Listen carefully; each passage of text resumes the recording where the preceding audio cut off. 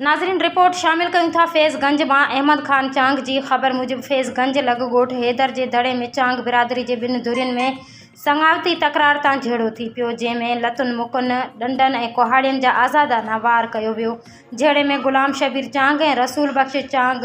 सख़्तु ज़ख़्मी थी पिया। उन मौक़े ते ज़ख़्मियुनि मीडिया खे ॿुधायो त ज़ाकिर चांग, अमीर चांग, नूर हुसैन चांग, असगर चांग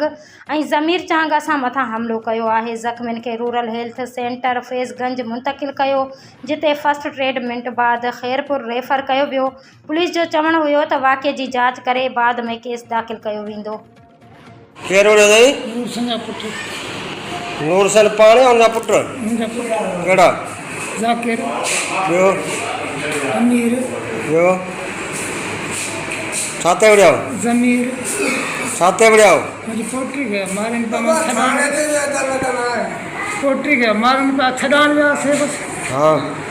उन्हें के मारे पे हाल करे माना घरेलू मसले था हाँ तो पैसे ॾो करियो ज़मीन जो तकरार अथव कहिड़ो अथव तो कोने पोट्री के मारन पे असां छड़ान विया से तुंहिंजो नालो छा आहे मेरा गुलाम शबीर किथे वेठो आहे हैदर खान जे ॻोठ तोसां बि विड़िया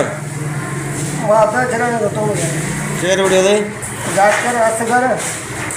ज़मीर अमीर ये नूर हुसैन छा थियनि नूरसन जा पुट आहे ॿिया भतीजा ॿिया पुट बाप छाते विड़िया भत्री जे ठहिया छो विड़िया केरु विड़ियो अथव अब पाण में विड़ी था सुने थोड़ी खसी ॻाल्हि तो केरु विड़ियो अथव जाकिर असगर ज़मीर अमीर छाते जहिड़ो अथव ॿनीअ ते पैसनि ते छाते पैसा छोकिरी आहे सब जी धीउ आहे हुते ॾिनल उनखे मारणु पिया जो मुंहिंजी घरवारी वई उनखे जाकिर नालो त वठी वायो हूंदसि असां छॾाया त होॾे घणा ॼणा हुया ॿार बच्चा सभु वरी मुंहिंजे बाप खे धक जो लॻी वियो असांखे बि धक हिकिड़ो खे हयो असांखे कोन लॻो असांखे धक हणी आहे